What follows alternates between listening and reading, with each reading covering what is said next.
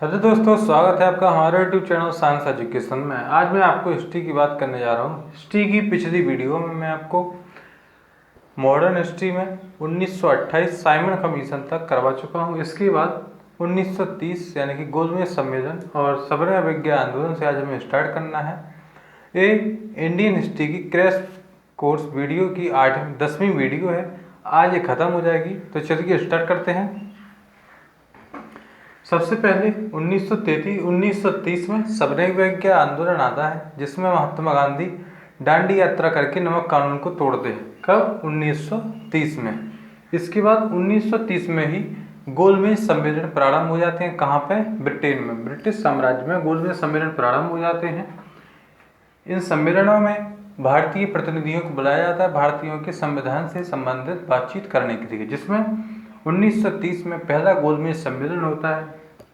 क्योंकि उस समय कांग्रेस भारत का चेहरा बना हुआ था, इसीलिए कांग्रेस ने सोचा हम गोलमेज सम्मेलन में नहीं जाएंगे, तो हमारी भारत की तरफ से कोई भी नहीं जाएगा। लेकिन 1930 में जब पहला गोलमेज सम्मेलन हुआ तो कांग्रेस ने इसे बायकॉट कर दिया। लेकिन B.R. अम्बेडकर और मोहम्मद अली जिन्ना ने गोलमेज सम्मेलन पहले वाले को ज्वाइन किया। कहाँ पर? ब्रिटेन में। जब 1930 में B.R. अम्बेडकर और मोहम्मद अली जिन्ना भारत की तरफ से गए, कांग्रेस के द्वारा बायकॉट कर दिया गया, तो 1931 में संविधान से जब कांग्रेस ने सोचा था यदि हम नहीं जाएंगे तो कोई नहीं जाएगा, लेकिन जब ये लोग चले गए तो कांग्रेस ने सोचा क्यों ना हमें भी जाना चाहिए, क्योंकि जब सारे लोग जा ही रहे हैं, जो बड़े बड़े B.R. अम्बेडकर और मोहम्मद अली जिन्ना अपने आप में एक अस्तित्व रखते थे, जब ये लोग जा रहे हैं तो कांग्रेस ने सोचा हमें भी जाना चाहिए। ऐसा ना हो ये लोग कोई गलत कदम उठा लें देश के प्रति, इसीलिए हमें भी वहाँ पर जाना चाहिए। इसीलिए 1931 में महात्मा गांधी कांग्रेस की तरफ से गए। कहाँ पे? गोलमेज सम्मेलन में, क्योंकि उस समय कांग्रेस का चेहरा महात्मा गांधी थे। कांग्रेस का चेहरा जो है महात्मा गांधी के रूप में था, इसलिए महात्मा गांधी ने कांग्रेस की तरफ से गोलमेज सम्मेलन सेकंड को ज्वाइन किया। कब? 1931 में। सरोजनी नायडू भी गोलमेज सम्मेलन दूसरे में पहुंची, इन्होंने महिलाओं का नेतृत्व किया। और B.R. अम्बेडकर, मोहम्मद अली जिन्ना भी इस सम्मेलन में पहुंचे। जब 1931 में गोलमेज सम्मेलन की बैठक चल रही थी, तो वहाँ पे भारतीय प्रतिनिधि और ब्रिटिश प्रतिनिधि वहाँ पे बैठ के जब वार्तालाप हो रहा था, तो संविधान के प्रति जब बातें होने लगी, तो B.R. अम्बेडकर बीच में उठकर खड़े हुए और उन्होंने कहा हमें दलितों के लिए एक अलग कानून चाहिए। अम्बेडकर के ऐसा कहने पर महात्मा गांधी ने उनसे कहा, देखिए पहले हमें आज़ाद हो जाना चाहिए, उसके बाद हम आपस में, हमारा आपसी मामला है, इसे हम अपने घर में भी सुलझा सकते हैं। लेकिन B.R. अम्बेडकर अपनी जिद पर अड़े रहे और महात्मा गांधी अम्बेडकर के बीच में बहस शुरू हो गई। कहाँ पर? गोलमेज सम्मेलन दूसरी में। कहाँ पे हो रहा था? ब्रिटेन में। जब ये सारी बहस हो रही थी तो अंग्रेज अधिकारी ये सारा इनका जो आपस में वार्तालाप हो रहा था उसे सुन रहे थे, और चूंकि अंग्रेजों का उद्देश्य था फूट डालो और राज करो, लेकिन यहाँ पर फूट डालने की जरूरत ही नहीं पड़ी। पहले ही इन दोनों में आपसी फूट बढ़ गई थी, क्योंकि B.R. अम्बेडकर दलितों के लिए अलग कानून चाहते थे और महात्मा गांधी ऐसा नहीं चाहते थे। तो जब ये लोग बातें कर रहे थे, वो शांति से सुन रहे थे और उन्होंने देखा ये अच्छा मौका है। और जब 1931 के गोलमेज सम्मेलन से सारे प्रतिनिधि वापस लौटे, तो अंग्रेजों ने क्या किया? B.R. अम्बेडकर के मत को चुना और कहा कि हम दलितों के लिए अलग कानून बनाएंगे। मोहम्मद अली जिन्ना मुस्लिम लीग की तरफ से गए थे, ये भी अपना एक मुस्लिम राष्ट्र पाकिस्तान की मांग इन्होंने कर दी थी। तो जब अंग्रेजों ने कहा हम दलितों के लिए अलग कर देंगे, मुस्लिमों के लिए अलग कर देंगे और कांग्रेस का अपना अलग होगा, वो अलग, ठीक है। जब इतनी सारी चीज़ें हो गई तो सारी फूट डल गई इसमें। इसके बाद क्या हुआ? 1932 में फिर से एक बार सम्मेलन हुआ, गोलमेज सम्मेलन तृतीय, जिसमें कांग्रेस ने सोचा जब हमारे जाने या ना जाने से कोई फर्क भी नहीं पड़ता है, क्योंकि हम गए थे तो भी उन्होंने हमारी बात नहीं मानी, हम नहीं जाएंगे तो हमारी बात तो वैसे भी नहीं माननी है। इसीलिए 1932 में कांग्रेस ने इसे बायकॉट किया। B.R. अम्बेडकर पहुंचे, लेकिन चूंकि द्वितीय गोलमेज सम्मेलन में उन्होंने कह दिया था कि हम अलग अलग पार्टियां बना देंगे, अलग कानून बना देंगे और मुस्लिमों को अलग कर देंगे, मोहम्मद अली जिन्ना को सिर्फ गद्दी चाहिए थी और उन्हें यहाँ से मिल गई थी, तो इसलिए उन्होंने जाना सही नहीं समझा और उन तीसरे गोलमेज सम्मेलन में मोहम्मद अली जिन्ना नहीं गए। B.R. अम्बेडकर ये कैसे थे जो चाहते थे कि हमारे देश का संविधान बने, और इसीलिए उन्होंने तीनों गोलमेज सम्मेलन अटेंड की। इसके बाद 1932 में क्या होता है? पूना समझौता। पूना समझौता में डॉक्टर राजेंद्र प्रसाद और मदन मोहन मालवीय जी के द्वारा गांधी जी और अंबेडकर के बीच आपस में सुलह की जाती है कि ऐसे देखिए, आप आपस में झगड़ेंगे तो बाहर के लोग तो वैसे ही मजे देंगे। तो इन्होंने क्या किया, आपस में गठबंधन किया और आपस में जब इन दोनों के मतभेद यानी कि इन दोनों के मत जब मिल गए, उसे पूना समझौता के नाम से जाना गया। कब? 1932 में। इसके बाद क्या होता है, 1939 से 45 तक वर्ल्ड वार स्टार्ट हो जाता है। 1939 में दूसरा विश्व युद्ध प्रारंभ हो जाता है। इसलिए 1942 में जब ब्रिटेन की स्थिति युद्ध में खराब होती जा रही थी तो 1942 में क्रिप्स मिशन भारत आया। क्रिप्स मिशन में अंग्रेजों ने कहा था कि यदि आप हमें द्वितीय विश्व युद्ध में सहयोग देंगे, यदि आप हमें द्वितीय विश्व युद्ध में सहयोग देंगे तो द्वितीय विश्व युद्ध के बाद हम आपको आज़ाद कर देंगे। ऐसा क्रिप्स मिशन का उनका कहना था। क्रिप्स मिशन को लीड कौन कर रहे थे? तो आपके सर स्टैफर्ड क्रिप्स इसके लीडर थे। जब ये भारत आया तो महात्मा गांधी के द्वारा इस प्रस्ताव को पोस्ट डेटेड चेक के नाम से बहिष्कार कर दिया गया। इसका पोस्ट डेटेड चेक यानी कि महात्मा गांधी ने कहा, क्या भरोसा है कि आप द्वितीय विश्व युद्ध के बाद हमें आज़ाद कर देंगे? हम ऐसे भविष्य की बातों पर भरोसा नहीं करते हैं। इसीलिए उन्होंने पोस्ट डेटेड चेक कह के इसे बहिष्कार कर दिया। किसके द्वारा? महात्मा गांधी जी के द्वारा। उसके बाद जब क्रिप्स मिशन को वापस कर दिया गया तो 1942 में ही आज़ाद हिंद फौज की गठन हुआ। आज़ाद हिंद फौज का यदि देखा जाए तो फाउंडर कौन हो जाएगा? रास बिहारी बोस। रास बिहारी बोस इसके फाउंडर हो जाएंगे।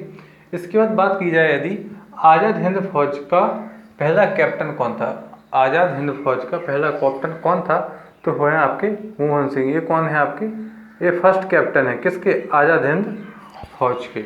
और इसके सुभाष चंद्र बोस रास बिहारी बोस के द्वारा इसके संस्थापक थे, लेकिन यदि देखा जाए तो वास्तविक संस्थापक आपके रियल फाउंडर सुभाष चंद्र बोस जी ही माने जाते हैं। किसके? आज़ाद हिंद फौज के। इसके बाद क्या हुआ, 1946 में कैबिनेट मिशन भारत आया। 1946 में कैबिनेट मिशन भारत आया। इसके पहले जब 1942 में क्रिप्स मिशन को वापस कर दिया गया और अंग्रेजों की स्थिति द्वितीय विश्व युद्ध में खराब हो ही रही थी, उसी समय 1942 में ही महात्मा गांधी ने करो या मरो का नारा दिया था, करो या मरो का नारा दिया था। कब दिया था? 1942 में स्टार्ट किया गया भारत छोड़ो आंदोलन में। 1942 में भारत छोड़ो आंदोलन प्रारंभ किया गया तो उसी में महात्मा गांधी के द्वारा करो या मरो का नारा दिया था। जब ऐसे में उन्होंने देखा, भारत ने सोचा था यदि द्वितीय विश्व युद्ध में अंग्रेजों की स्थिति वैसे ही खराब है, यदि ऐसे में हम उन पर दबाव डाल देंगे तो हमारी बात आसानी से मनवाई जा सकती है। तो भारत छोड़ो आंदोलन जब स्टार्ट हुआ उसके बाद 1946 में कैबिनेट मिशन भारत आया। कैबिनेट मिशन का उद्देश्य था भारत के संविधान को लागू करना और भारत को आज़ाद करना। 1946 में कैबिनेट मिशन भारत आया। कैबिनेट मिशन जो था एक आपकी 3 सदस्यीय वो थी, एक तरीके से कमेटी, 3 सदस्यीय कमेटी थी जिसमें 3 लोग थे। पहले आपके हो जाएंगे सर पैट्रिक लॉरेंस, दूसरे हो जाएंगे आपके A.V. अलेक्जेंडर और थर्ड हो जाएंगे आपके sir Stafford Cripps. Sir Stafford Cripps वही है जो क्रिप्स मिशन को लेकर भारत में आए थे, वही जो है कैबिनेट मिशन के सदस्य के रूप में सर स्टैफर्ड क्रिप्स भारत आए। इसमें क्या हुआ, इसमें भारत को आज़ाद करने का और भारत के संविधान को लेकर सारी जानकारी इसके तहत निहित थी। इसके बाद 1946 में कैबिनेट मिशन भरा है। 1947 में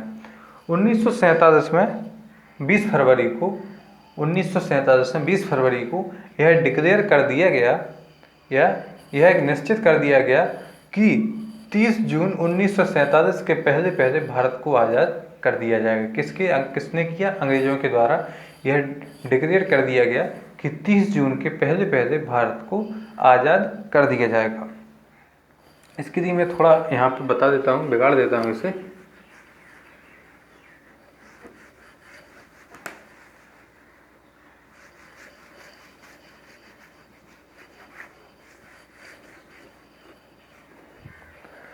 कब? 20 फरवरी 1947 को यह कह दिया गया कि भारत को 30 जून के पहले आज़ाद कर दिया जाएगा। इसके बाद लॉर्ड माउंटबेटन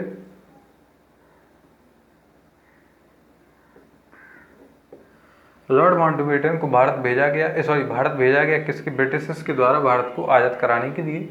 लेकिन कुछ कारणों से 30 जून के पहले भारत आज़ाद नहीं हो सका और लॉर्ड माउंटबेटन के द्वारा कहा गया, या यूँ कहें उन्होंने 15 अगस्त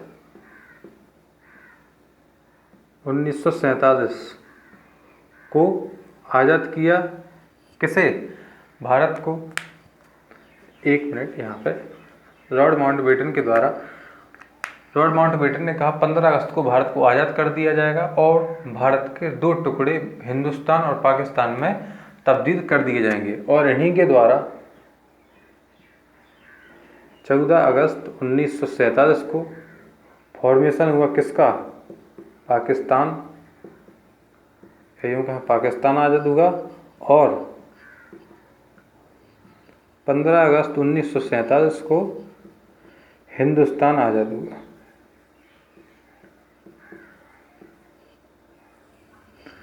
हालांकि दोनों एक ही तारीख को हुए थे, लेकिन समय की दृष्टि से देखा जाए 14 अगस्त को पाकिस्तान आज़ाद हुआ, 15 अगस्त को हिंदुस्तान को आज़ाद कर दिया गया। 15 अगस्त 1947 को भारत आज़ाद हुआ। ये थे हमारा आधुनिक भारत, जो मैंने आपको बताया। मैंने पूरा क्रैश कोर्स वीडियो आपकी डाल दी है। कितने 10 वीडियो में आपको संपूर्ण हिस्ट्री करवा दी है। यदि आपने नहीं देखी हो तो पूरी वीडियो आप पहले जाके देख लीजिए।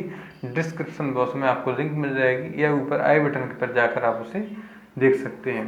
तो मैंने आपको हिस्ट्री का पूरा रिवीजन करवा दिया है 10 वीडियो के अंतर्गत। यदि आपको ये वीडियो अच्छी लगी हो तो कमेंट करके ज़रूर बताइए, वीडियो को लाइक कीजिए और चैनल को सब्सक्राइब करना ना भूलिए।